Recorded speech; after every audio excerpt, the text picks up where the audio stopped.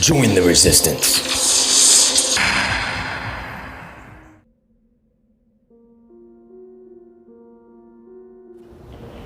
There is no greater honor than to die for what you believe in. But what about those who die for what they know? Sitting a 7-foot-tall alien gray, the stench was worse than the worst garbage can you can imagine. The person the entity was absolutely horrible. I didn't waste any time to reach for my pistol. At that time, as an engineer, I didn't have time to carry all the folderol of one of these big submachine guns that all the sea spray and the yellow fruit. This is Phil Schneider, one of only 3 survivors of a battle that broke out between U.S. Marines and gray aliens at an underground compound near Dulce, New Mexico, where 60 soldiers and civilian scientists were killed as extraterrestrial grays armed with plasma guns engaged in a firefight with U.S. Delta forces in the so-called Dulce battle. Sounds crazy, right? Needless to say, this man does not exist. No, not because the government erased his identity, but because apparently he knew enough about the secret government alien agenda to have him killed. This is his story. Born in 1947 at Bethesda Naval Hospital, the same hospital where the first dead alien whistleblower, James Forrestal, was murdered, his father, Captain Oscar Schneider, was reportedly involved with the Philadelphia experiment, an early development of the first atomic bomb. Phil Schneider claimed to be an ex-government structural engineer who was involved in building secret underground compounds all around the country as part of a joint venture between the U.S. government and gray aliens. In 1979, Schneider says, when they sunk a shaft during some mining exploration to see if they could build a similar subterranean base, they discovered a very old cavern system containing an extraterrestrial base belonging to the Greys. Schneider was confronted by these alien creatures and was forced to draw his sidearm and fire. He reportedly killed 2 of the gray aliens before being hit with some kind of plasma weapon, which sheared off a portion of his hand. Schneider escaped, and the military immediately called in the U.S. Navy SEALs and Army Delta forces, who went down and engaged in a firefight with these tall grays.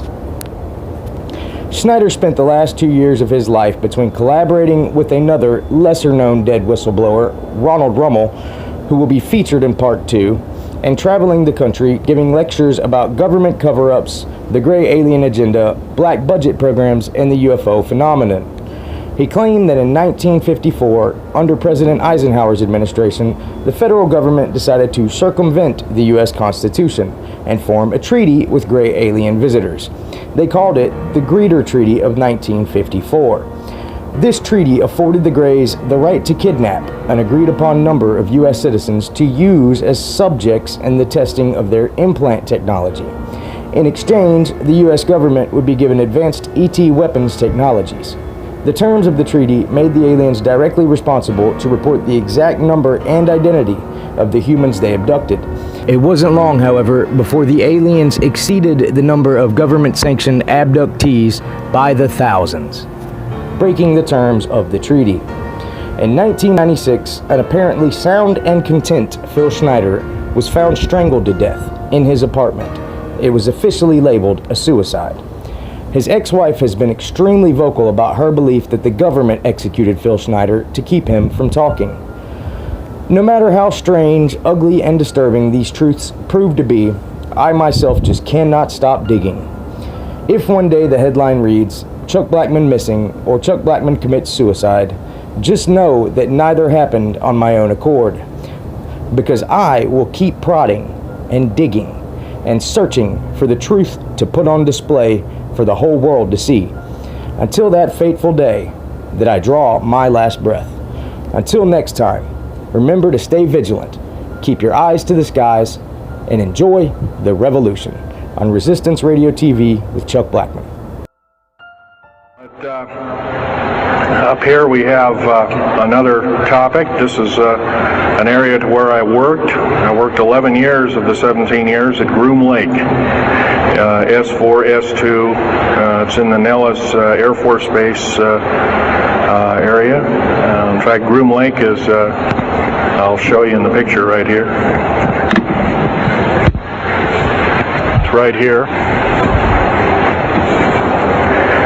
Groom Lake is quite the place. A lot of rumors and other kinds of things have come out of there. Of course, people have stood on the outside for years and wondered at what's been flying there. There's all kinds of things been flying. Let me give you a brief overview. Start in ancient history land here.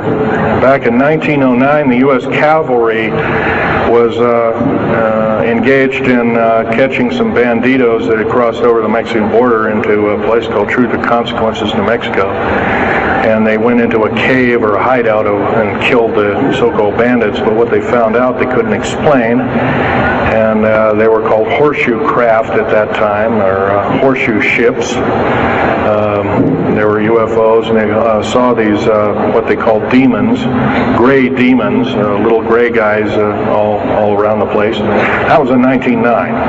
Now in 1933, our government was actively engaged with the Europeans, mostly the French and the English, in special researches dealing with aerial phenomenon. And once again, the term flying saucer or flying disc didn't come about until much later, supposedly right around the mid-1940s. Anyway, the whole thing here is that also in 1946, I might want to add,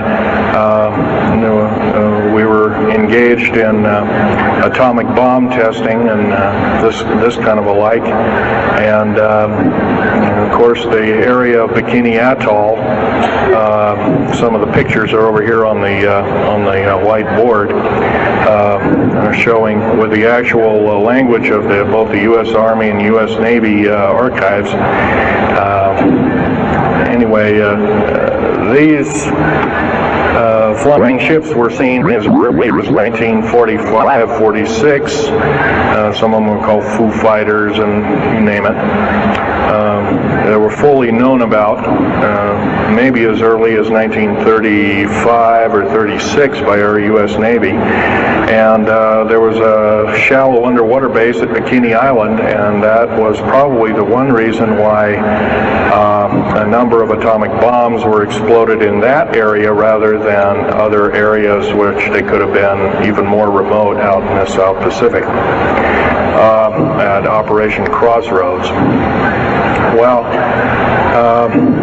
anyway, this all led up to later on, about 6-8 years later, 1954, during the Eisenhower administration, led to a interesting treaty called the Greada 1954 Treaty. It was the Alien-Human Treaty. And supposedly the aliens had come in and exchanged technology, and they'd want to take an occasional human being and a few head of cows, and accurate books were supposedly to be kept and all this kind of stuff. And of course, eventually all that broke down, and aliens are notorious for being liars, even greater liars than so-called, in quote, we humans are. So alien treaties are often just not even the pieces of paper they're written on, they're just really kind of worthless. Anyway, my work as a geologist in building underground military bases, some of which are over 2 miles underground.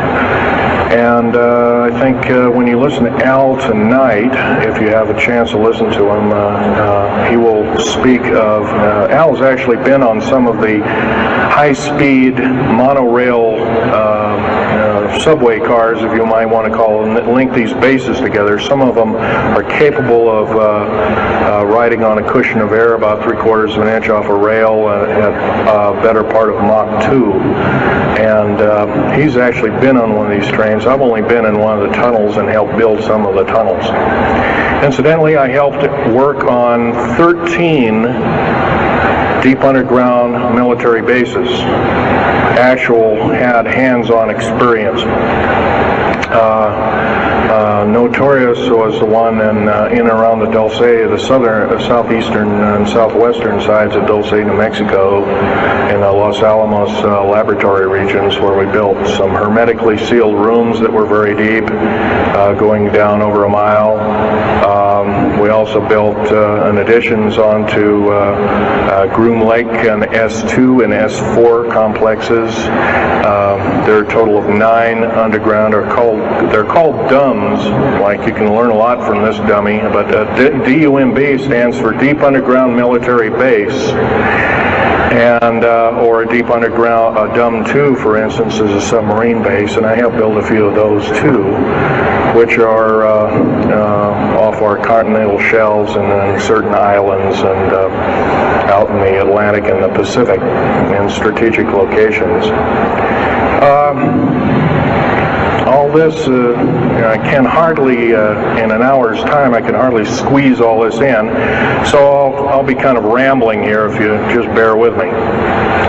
The main topic of my discussion here is to link up basically what's going on with these deep underground military bases, what they're being used for, what is the present situation now being employed both by our federal government, which is slowly being phased out by the United Nations government, as well as the New World, end quote, the New World Order, which is an even higher entity, and who these higher entities are taking their orders from, and try and link up basically what's going on. A lot of us have been kept in the dark. We've been given, maybe most recently over here, photographs of an alien at Roswell. I'll just make a very brief statement about that. The photographs cannot stand up to a computer grain analysis test, and therefore are retouched or faked. They're not real. The real one, the real photograph of the charred or dead alien that was one of the several that were autopsied is over here, was given to me by a friend by the name of Skip Fromback of Seattle. And his father worked as one of the principal doctors. He was from Germany at the time, and worked on some of the autopsy material, from what I understand, along with other people. Anyway, you just can't believe everything, and that goes for me. You got to get out there and do your homework. Like I always say, you might don't put your spectacles on, you put your skepticals on when you listen to me. So if we can have a show of hands here, how many people have heard about Roswell, New Mexico?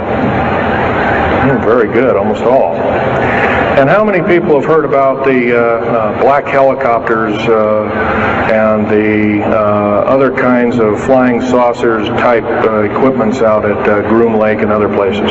Very good.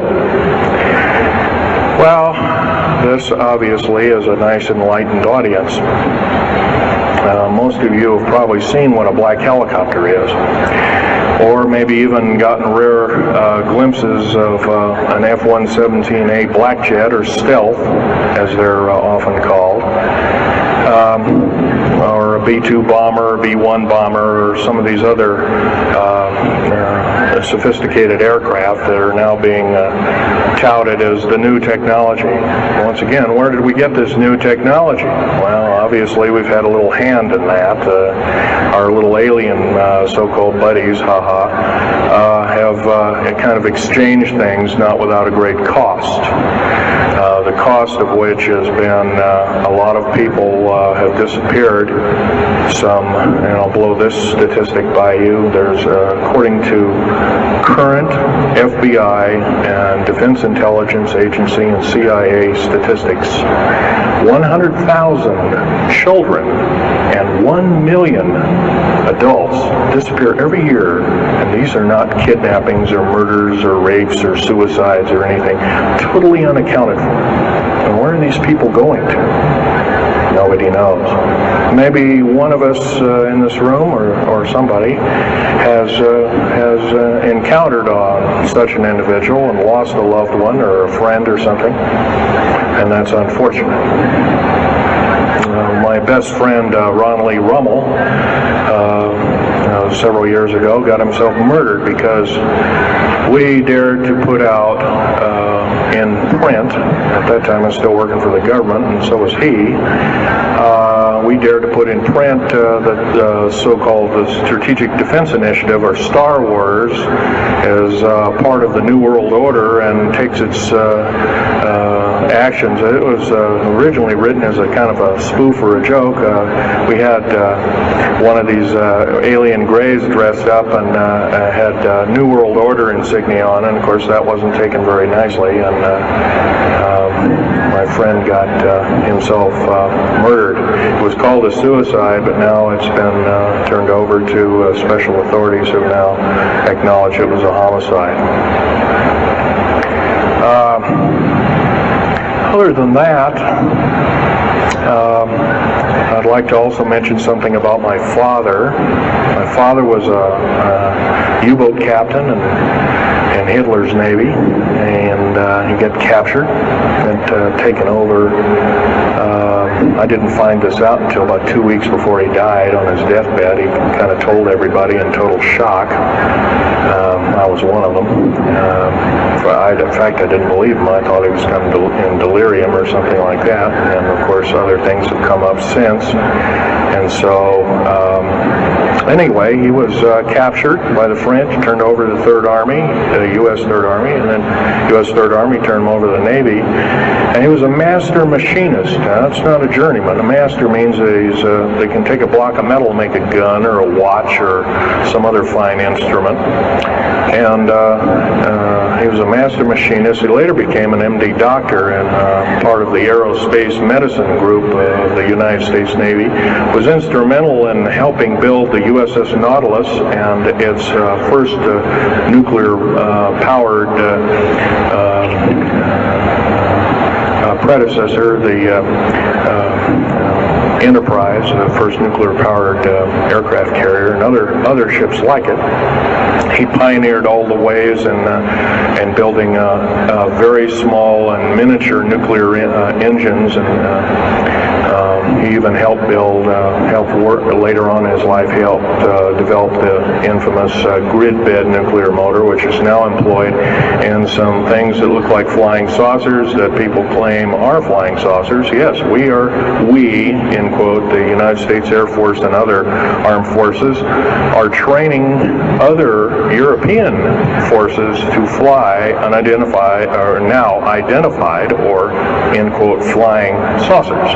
We've actually built several prototypes that are flying under names of black craft. My position as a geologist and engineer got me to see a lot of things in the world. I've been in over 70 countries. I also worked for NATO. I carried a level 3 security clearance with a rhyolite factor. Rhyolite is a hardened factor, only given out to a handful of civilians and maybe a couple of hundred military men worldwide. I thought I was doing the nation, the United States, as well as the world a favor by, I thought I was kind of keeping my end up. Well, it didn't work out that way. I was to later find out that these underground bases are now being employed as strategic bases in case there is martial law in this country. Right now, our military professors that used to be in war colleges and the like are training people like ex-Russian KGB and Spetsnaz people right here on American soil. I've seen it with my own 2 eyes, along with other people, other geologists. By the way, I'm still a geologist, still do geological survey work. However, I don't work for the government anymore. I I took my security clearance and all my government stuff and cut it up and sent it back to the, pardon my French, SOBs. When I found out that a number of these 131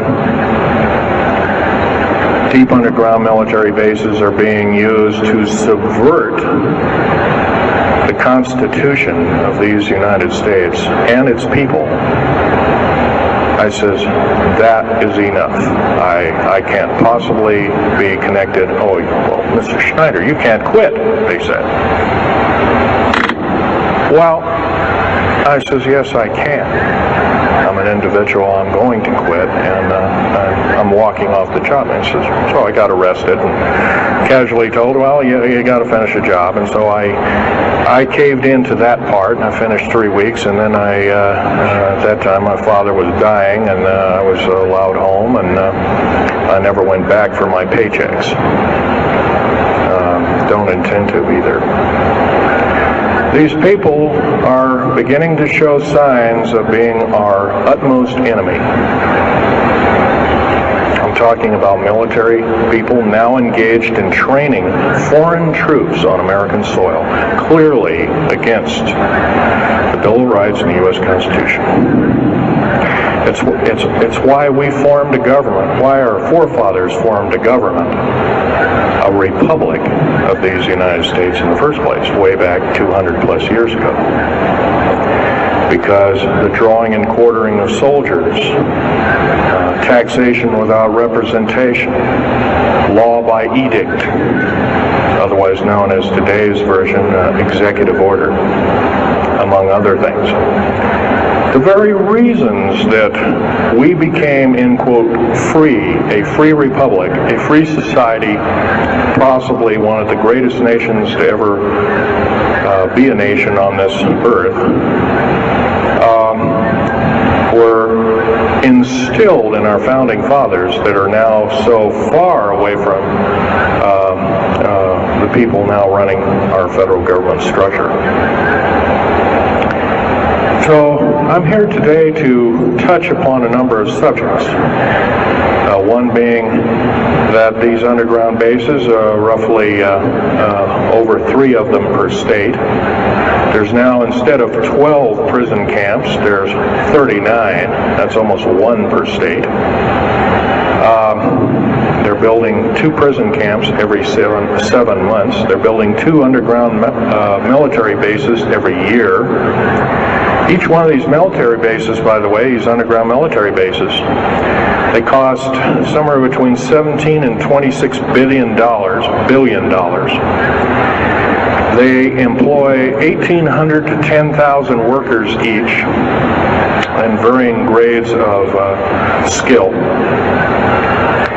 They gobble up totally through the black budget, over 1/4 of the black budget, or roughly $310 billion. Of course, you may say, where are these figures coming from?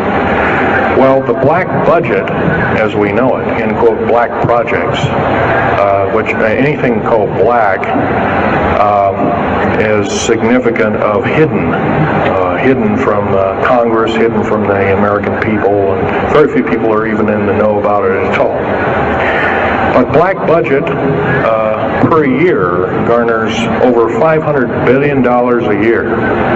And it's these kind of huge quantities and sums of monies are garnered through CIA drug activity, National Security Agency clandestine operations, mostly in Panama and South America.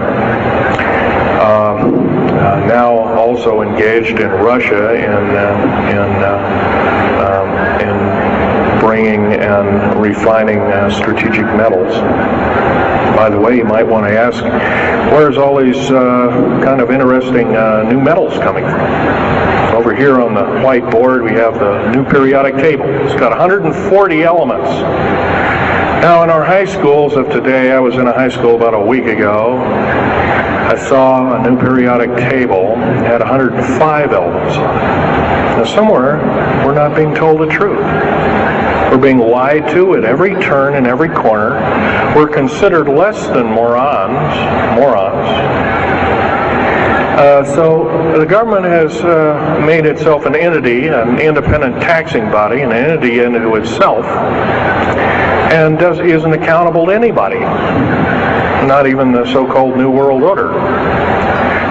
They just go ahead and do everything willy-nilly as they please. There's nobody checking. You don't have to worry about this. Occasionally there's a senator who pokes a nose in here and there, and that senator finds out either nicely or not so nicely that you don't do things like that.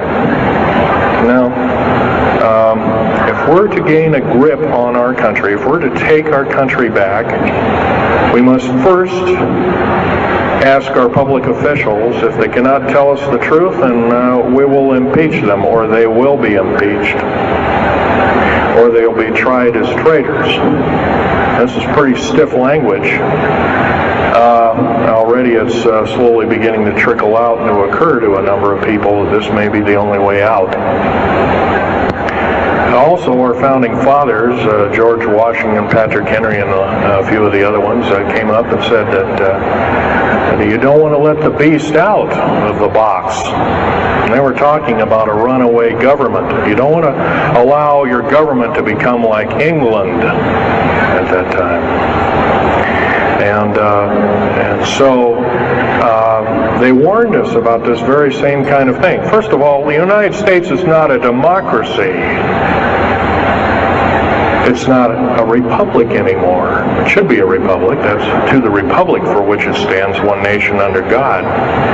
Why we can't even pray in the public schools anymore. We have to have a Supreme Court judge or group of them, plus Janet Reno and company, among other things, telling us what to do.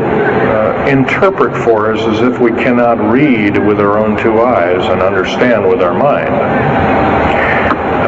This, of course, is bad policy all the way around, and I guess I don't need to blow that by your ears. Okay, on another subject, I have a number of items up here at the table, one of which here is, I can show it, is a heavy hunk of rock indeed. It has a weight of about a little bit more than a pound, 2.5 times the weight of uranium. It's not radioactive, can never be made radioactive. It's composed of earth, rare earth, clays, and powdered metals, as well as an alien element, mostly from crashed, retrieved flying saucers and those of the kind that have happenstance to crash in our deserts and backyards, so to speak. It's called Mironite. Now, this is employed in every stealth aircraft, every black jet throughout the black budget. Also in the very small quantities in the skins of black helicopters. Mironite. Here's another thing. Here's a piece of probably the purest titanium you'll ever hear or see. It's so pure, it's also composed with other alien elements to make it extremely tough. It's capable of withstanding temperatures in excess of 7,000 degrees Fahrenheit. Our new Phoenix-class submarines, of which we're building 2 a month right now. Phoenix-class submarines is a black budget program. Each one of those submarines costing $208 million just for the titanium hull, which is made of this material. Approximately 10,000 pounds of it. Now, we've got, supposedly, as of the data right now, we've got 106 of these submarines. They're plying the waters and the waves. They can dive to a depth of over 7,000 feet and hold that for 3 months. It's a fantastic submarine indeed. It has 11 grid-bed nuclear motors on it, engines that run everything, purify the air. And, by the way, these aren't your usual nuclear motor installation.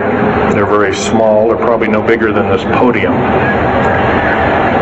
weighing less than 3,000 pounds, putting out as much as the equivalent of 3 aircraft carriers of the Enterprise class.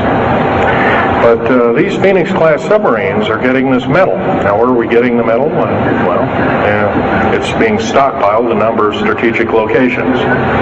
Supposedly, I've heard stories, well, it's being mined on the moon, and I have no way of proving that, one way or another. I think we're probably getting it from Russia, or refining it in outer space. What are we shuttling? Basically, a shuttle, a secret shuttle flight. 1 a week now is going up and back. What are they shuttling? Well, obviously, they've got kind of their own little laboratories up there, space station, and all this kind of stuff. Remember, what you're being told is only just a smattering of the truth. It's not the real truth. Maybe it's 5% of the truth. Maybe it's not even that. You can rest assured you're not getting much. Another strategic metal is this particular bar with some strange crystals on it, scalenohedral crystals of niobium, titanium, rhenium, copper oxide. This complex group of elements, not found on the Earth in specific quantities. This was developed at Los Alamos through EG&G and other outfits, are employed in all black jet aircraft, all of them, including the, in quotes, sport model, the little flying saucer we occasionally see over at Groom Lake. And by the way now, if we happen to be with a video camera, taking pictures of the so-called area around Groom Lake, it's now, you can get your equipment confiscated, your car, your house. You're considered the same thing as a drug dealer, and you'll go to jail for 5 years, up to 5 years, and $1 million fine. I personally don't think this is what I'm hearing. I just don't think that this kind of punitiveness is what we need in America, and we have to get rid of it. Otherwise, we're going to die with no America. Here's some other elements. Here's a very light element. It's composed of lithium metal, as well as a alien element, a little heavier than hydrogen, but a little lighter than helium, also employed in this. It's used in secretive methods of propulsion, and it also is in a peculiar scalenohedral crystalline form. And anything scalenohedral, and by the way, a scalene triangle is no side is equal to another side. The scalenohedral metallic crystalline structure is definitely alien element, or alien technology converted over to our own technology. These were given to me about a year ago. They're called alien or aurora drops. It's supposedly the skins of the black jets, some of the ones that are coming in at very high rates of speed. They're still glowing red hot, white hot, and they'll sit out there and cool off, and they're dripping their material off of them. And it's kind of like a rubberized coating. It's not rubber, I can tell you that. It's as hard as lava rock or harder, capable of withstanding tremendous temperatures, but nonetheless, some of it sloughs off every time, and so they just kind of scoop it up and throw it in the trash can. There are a few pieces of it. Here's one of the hardest so-called man-made rocks. Once again, it's got a number of alien counterpart. It's got an alien crystalline structure to it, very advanced. It's about 11 times harder than a diamond, about 70 times stronger than a diamond, capable of standing temperatures in excess of 10,000 degrees Fahrenheit. It is employed as very thin coatings or windows, tiny windows in hypersonic aircraft that exceed Mach 5. here's an interesting artifact. Right here in this hunk of rock, which by the way was an old 100,000-year-old chipping tool found in Jordan rather, excuse me, is a imprint of, it looks like a fossil, but it's not. It's an imprint of a small mechanical part with exactly 360 kind of little rotor blades. Well, this rock is 220 million years old. Who was making machines 220 million years ago? Maybe Von Däniken was right after all, huh? Here we have a actual piece of agatized fruit, or it's similar to a lime. It's even been pecked by a bird at one time, and that's still there. So it's instantly turned to agate. It is the same agate or chemical structure as material found at Hiroshima and Nagasaki after the A bombings in World War II, where grasses and flowers and petals of flowers and other kinds of things were instantly petrified, turned to agate. It is the same identical crystalline structure. However, this particular piece is about 20 million years old, and it's still got its original green coating, and it's basically unchanged. Perfect condition. Likewise, here's a garlic plant about somewhere between 20 and 35 million years of age, and once again, it's got that same pink agate coating. And here are some pieces of the metal skin from the crash disk at Roswell. It was given to me when I was 14 years old. My father was visiting one of his old friends in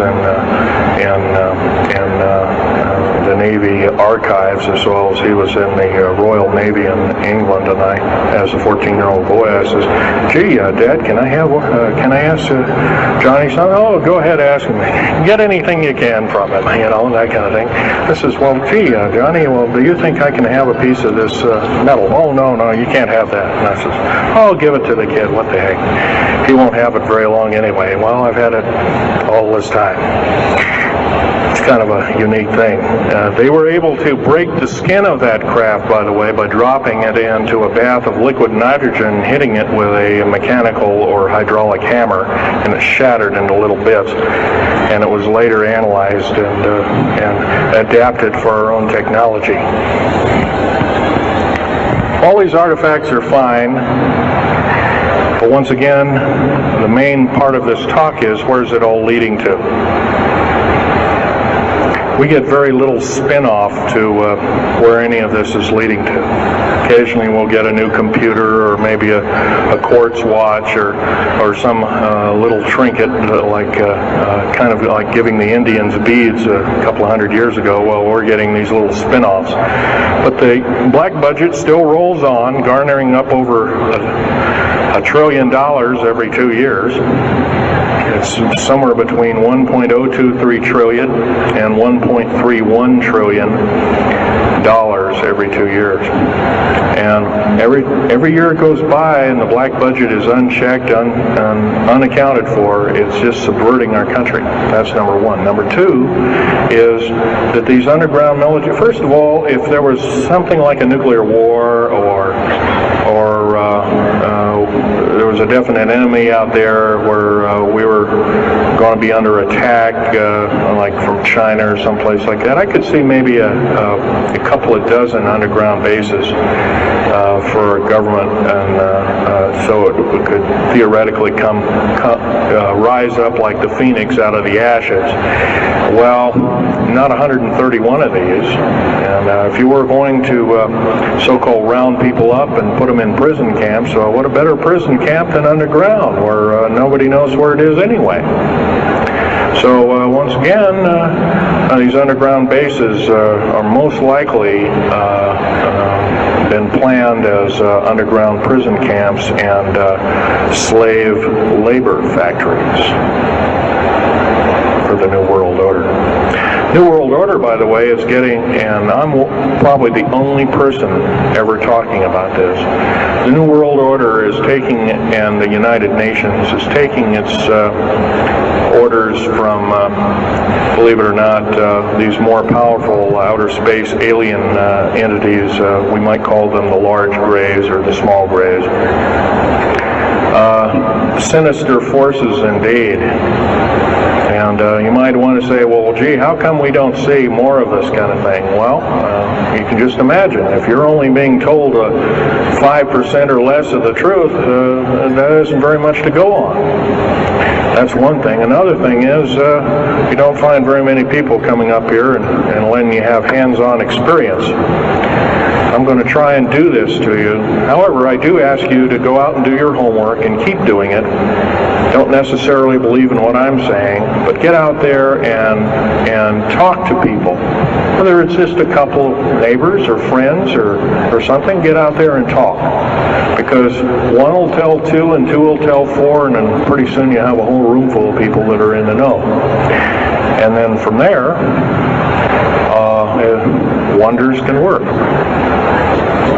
Other than that, as far as changing the black budget and these clandestine programs, public opinion is only going to do that, and it's going to take millions of us. But we have to be informed, and to do that, we have to be doing what we're doing now, gathering and talking. And, of course, most of us are adults and can weed out fact from fiction. Most of us are responsible adults and know the difference between fact and fiction and how to use it or how to abuse it. So we therefore have to continue to keep studying and keep talking. If there's just me out there, and believe it or not, there aren't very many people like myself out there talking. I've given over 30 talks in the United States, Canada, Japan, went over to England, went to Japan kind of illegal, came back the same weekend. They flew me in and out, but gave a talk to a number of their execs, and they were very interested indeed. Now, if this was all a bunch of poppycock and hooey and poo-poo, I wouldn't be listened to, be given an audience by these people, but evidently I have. But 13 attempts on my life since the first of this year. There's a number of you ladies present, so I won't gore you out, but Al has seen some of the wounds, and there's a few other people that have been to a few of my other lectures, and they can attest that I have been shot. I've been run off the road, I've been pushed off the road, I've been mostly shot at and that kind of thing like that. But been in hand-to-hand combat with some of these people, and once again, I'm not in the best of shape anymore, but I still know how to handle myself. And I'm just about ready to wrap things up here, but just basically wanted to give you an overview of what's happening. And if we have any questions, we can start asking a few questions. Okay, here's a gentleman way over here. Would you please speak up loud?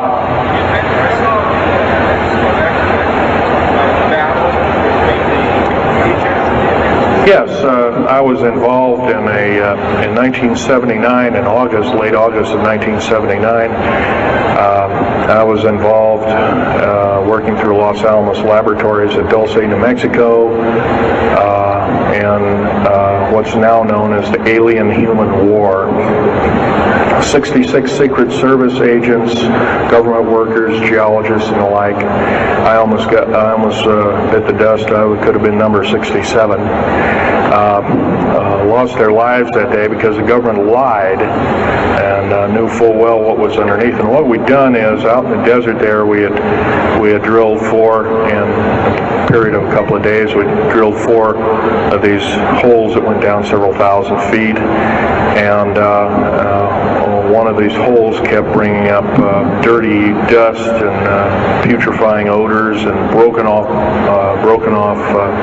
machine bits and other kinds of things like that. Boring machines as well as lasers came up damaged. And of course, there was a probe that was sent down, and that came up totally missing. And so people were sent down there, and I was one of the people. And when I got down there, of course, the odor was, and remember, I was in a spacesuit type environment. All I had was a small tool belt with special sensors, a small rock hammer, and a rucksack for mineral specimens and other kinds of things like that. And I had my little pistol. And being an engineer, didn't have time to carry a big hunk of pistol like most of these Green Berets carry, stuff like that, black berets. I carried a little Walther PPK with a 9-shot clip. As soon as I got down this hole, standing about from me to this gentleman over here in front row, about 10 or so feet away, 7 feet away, something like that, was one of these 7-foot-tall stinking alien guys, and I didn't waste any time. I said, I'm not fiddling with you guys, and boom, away you go. And I was one of the rare few that had been allured that this may or may not occur, and so basically was given ET training, but a lot of these other people weren't.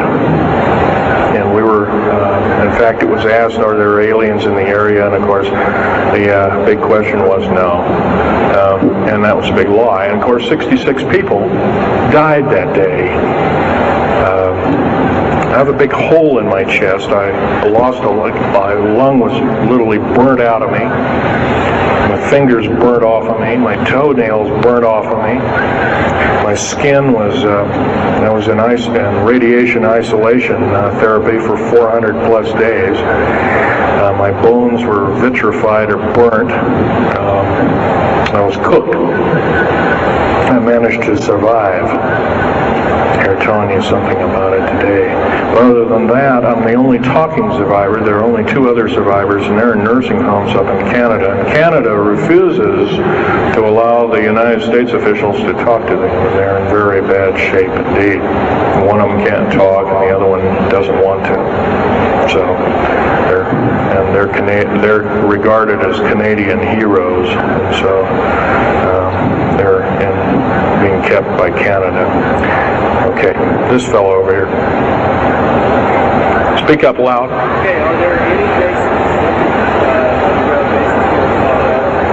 Actually, yes, there's several. In fact, as I was coming to this talk, I was supposed to be here by plane, but there was a subsequent foul-up.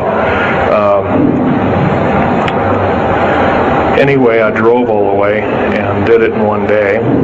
But as I was coming over up near Cheyenne, I noticed the military, Air Force, and the Army are building a so-called new, in quote, boot camp, prison camp, right up in Cheyenne, brand new. And I was here 3 months ago. I wasn't there. So it's something brand new. In Colorado, yes, there's about 4 underground bases, one being at Denver International Air Base. I call it Air Base, Spaceport, or whatever you want to call it. Denver International Airport. No wonder your luggage gets lost. There are 8 levels underneath the airport, tarmac there, end quote, tarmac or cement mac. Yeah, so those bags could be there for a damn long time. Why, just imagine if this was instantly turned to agate 30 or more million years ago, those bags could very well be the same way. So yeah, there's a number of them. And I wish I had a map with me. In fact, in subsequent talks, I'll have a map, which will be put on the overhead. In fact, my next talk, I plan to have just that. I had planned to bring a map here and had all the latitudes and longitudes of all the bases, and I can't do that. That would be a nice jail sentence for me, so I didn't bring it. So, but other than that, I'll have that all researched for you. Yes, this woman.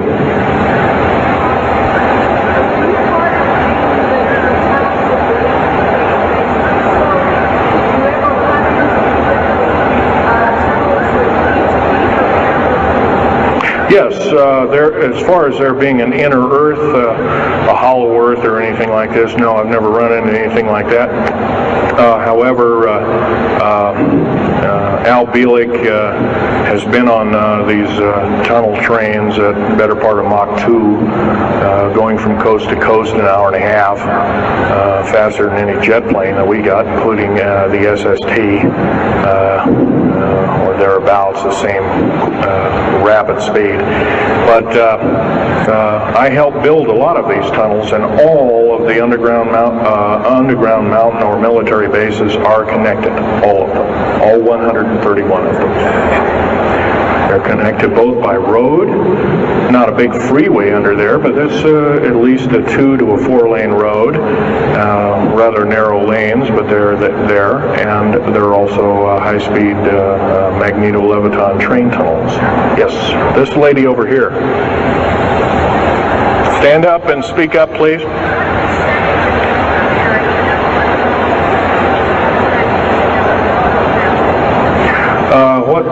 What levels of military personnel know about this? Most of the levels of military know about this, especially the higher levels, higher officer levels. The enlisted, I'm sure, don't, or are basically kept in the dark like we are, end quote, we are. So, yeah. This fellow right here with the hat, Adam. Where are most of these bases located? Well, there's 131 of them in the United States, 127 of them in the lower 48. There's some in Canada, I'm not counting those. There's some in northern Mexico, I'm not counting those either. They average about 4¼ cubic miles hollowed out underground, an average depth of 5,700 feet underground.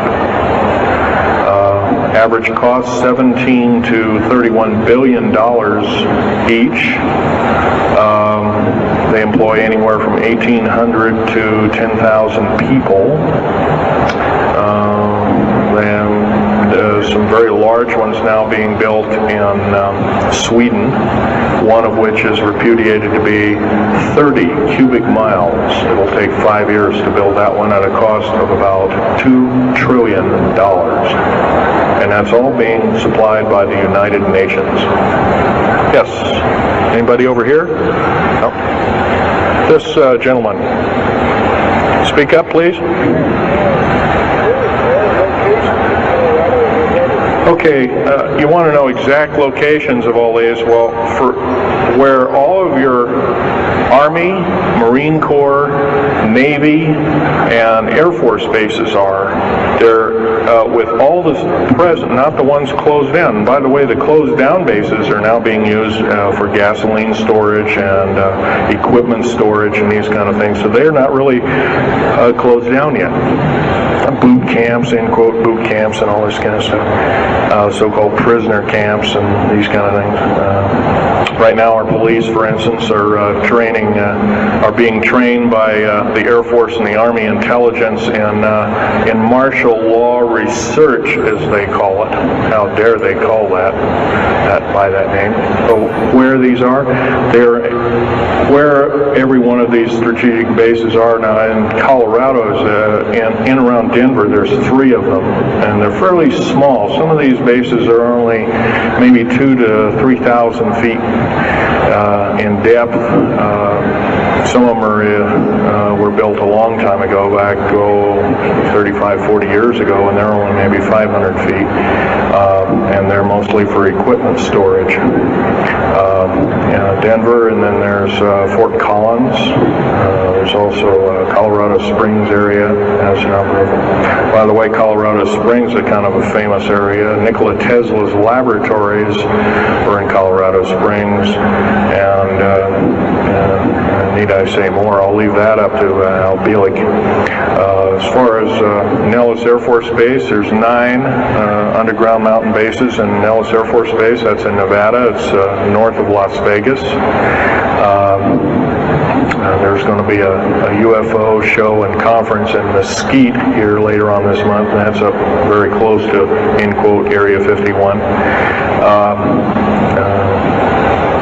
that whole area, by the way, the state of Nevada is 81% in quote managed or owned by the federal government. Land is either restricted or run by the federal government. That's why there's groups rising as we speak, dealing with the problem very vociferously, and senators are now getting involved. So evidently waking up is occurring.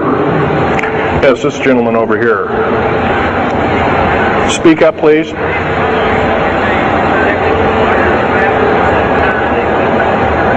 Okay. Yes, they are. The gentleman asked, are these tunnels connected to large caverns? Yes, these large bases are basically like this Coliseum. Everything's underground. Everything's a city underground. Most of these bases both have military bases, and they have all the accoutrements of life. Remember, each one of these costs quite a bundle of dough, and some of it in our tax money, but most of it in clandestine approaches, and that's definitely undermining the country. Yes.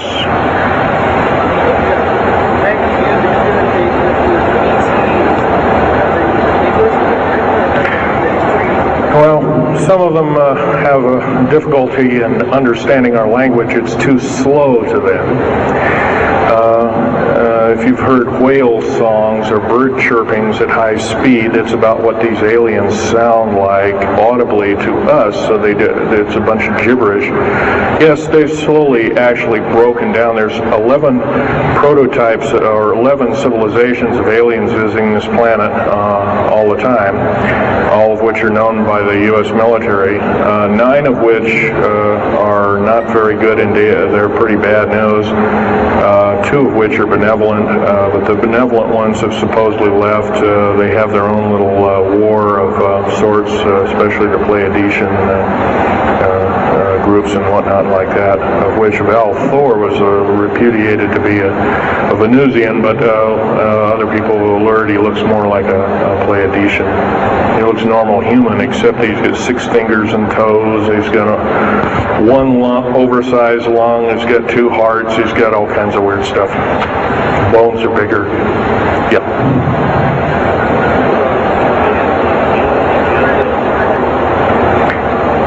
The man asked, do I tie in the alien agenda to the New World Order? Yes, sir, 100%. I can elaborate briefly. The New World Order right now basically is dismantling countries, governments, telling governments not to war with each other anymore, basically, so that looks good on the outside. They're taking their orders directly from the aliens, who've got their own timetable. They want the one world order because they want the planet for themselves. Of course, you've often heard of the term Global 2000, and that's a supposed sinister plot, or has been a group of sinister plots to produce biological weaponry to reduce or thin out the so-called ethnic cleanse the population of the planet by 5/6, or roughly 5 of 6 billion people, enslaving the rest to work willy-nilly with the so-called people of the New World Order. Now, another peculiar thing is the alien agenda is not really well believed nor understood by a lot of these one-worlders. They don't believe it. They think they've been singled out for their own end of glory, and what they don't know is they're just another human being, and according to the negative or bad aliens, they're just another, we're considered bags of food to them.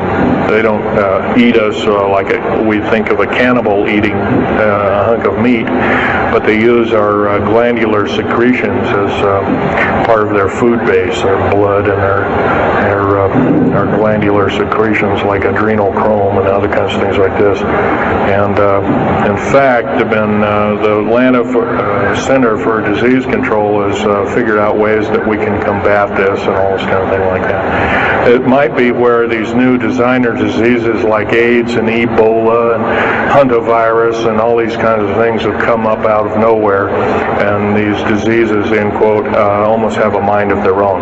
Yes, this lady here.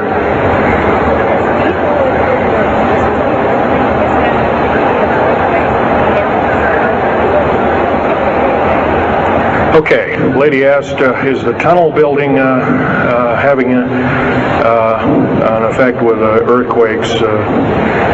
Yes, it could very easily be, although got to remember a lot of these underground bases are constantly being repaired, and so a lot of people have to be hired. As far as the U.S. government, second part of her question was, is the U.S. government modifying our weather? Yes, that's an affirmative. And we have, the U.S. government's been working with the Russians for at least since 1972 and maybe as early as 1966 on weather modification. And it's a well-known fact, and it's well employed. And by the way, they can literally weather modify a hurricane or a tornado out of existence. And the reason they don't do it is pretty obvious. Yeah, right. Or they could actually send a plane inside of a hurricane, for instance, that would blow off an atmospheric bomb or a shockwave bomb in the eye of the thing. It would completely dissipate. Well, they don't do this, of course, and there's probably other reasons for that. See which way it goes, or what kind of havoc, and how we can study the havoc, and we go from there. This fellow way in the back in the black.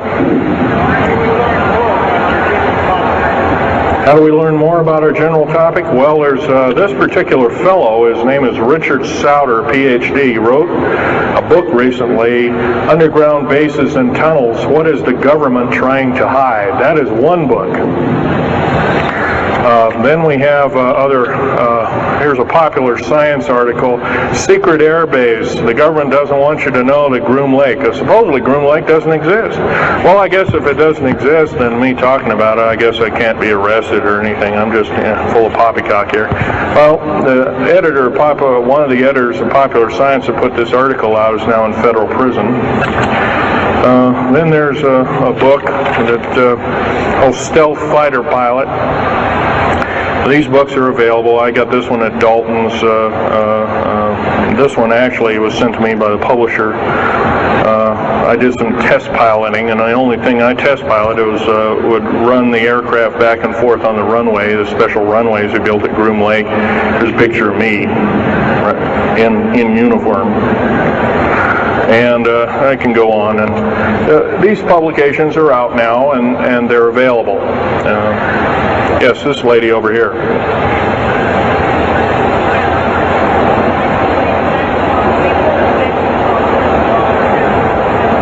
I can't hear you. What?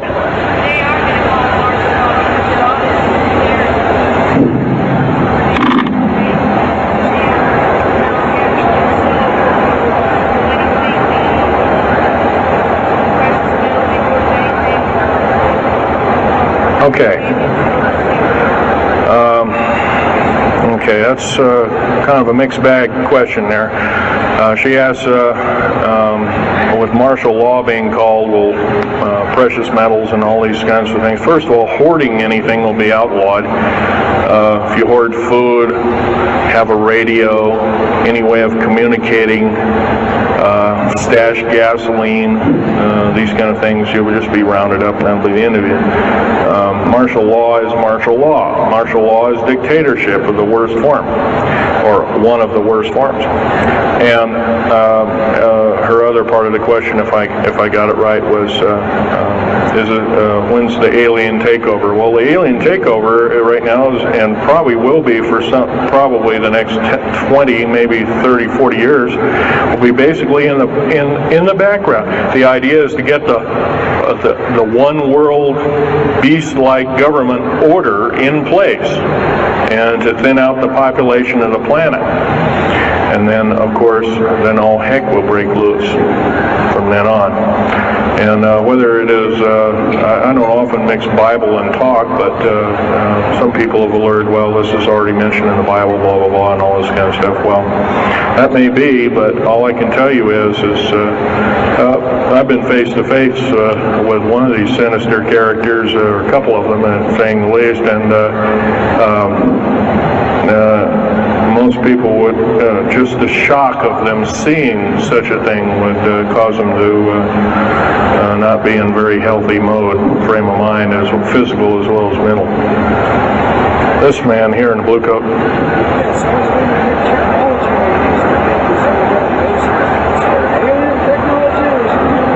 Well, it's a combination. What technology is used to build these underground bases? Well, we have lasers that can drill out, or basically deflagrate or melt out a tunnel 7 miles a day. And that tunnel is 28 feet wide, 28 feet high. You've been told about drilling and boring machines in a very slow, quarter of a mile a day. Most of that went out in World War II. Most of that's all World War I or World War II era materials. And once again, you've been badly lied to. I can hardly believe, first of all, I've worked on public engineering projects, and we do better in grinding up road beds and laying them down at the rate of 4 miles a day, and supposedly that doesn't exist. Well, I worked on one, state of Oregon just a few months ago, and we built a tunnel for sewage tunnel and whatnot like that. It wasn't very big. It was about 6 feet across, and I drilled right through solid rock, right to the base of under one of the hills in Portland for their new light rail. Did that in 2 days. But it was a small, complex tunnel. It was big enough for a man to crawl through and inspect, and I was one of the people that inspected, so yeah. What technology? A lot of this is alien technology, readapted for our own use, but a lot of it's our own ingenuity too. So, you can bet, how can you tell alien technology? Well, anything that's just absolutely outlandish, like taking a oxyacetylene welding torch and trying to cut into this metal and getting nowhere, obviously would be metals research, aircraft research and the like, and different tools and products, which things that are many times the hardness of diamond or known hardened substances like borazon. Obviously, that's nothing that we came up with on our own. What we could have over a several hundred-year period. But you've got to remember, too, that the military technology is outstripping the public sector technology at the rate of 44 to 45 years of technology for every calendar year, every 12-month calendar year here. So every year going by this time in 1996, the military technology will be roughly 45 years more advanced than where we are today. So it's quite possible that way back in 1943, the U.S. Navy not only caused the ship to disappear, it literally disappeared and reappeared. Basically, military technology right now is about 1,200 years more advanced than public state technology. And computer technology right now, it's off the scale. I can't tell you. It's just right now, and employing just in black jet and stealth aircraft, the new computers are so completely advanced that we couldn't get them in the public sector for maybe another 40 or 50 years. Yes, this lady here.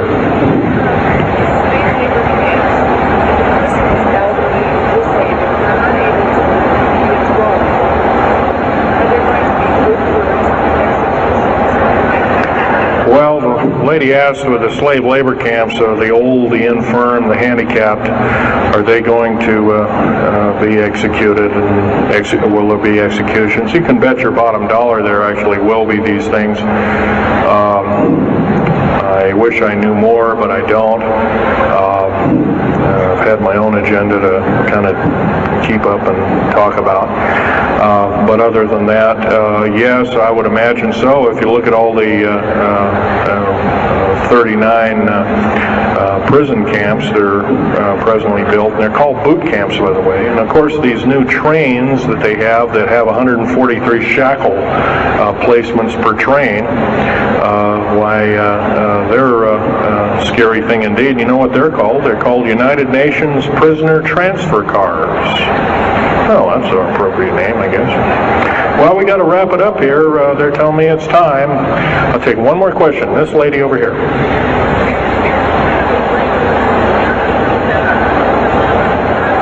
Don't brainwash you. They don't brainwash you. How do they brainwash 18,000 people that are working? Well, you sign this little piece of paper saying you work, you go to prison for the rest of your days. Or you're not going to be taking home a paycheck of about anywhere from $4,000 to $40,000 per month, depending upon your position. $40,000 a month is a lot of petunias. Okay, I got to wrap it up here, folks. So I'll be over in Al Bielik's booth. I think it's over in booth number 125. I can take other questions there and let you take a look at artifacts. And once again, on these artifacts, in a very few minutes, don't handle them, just look at them. Thank you very much.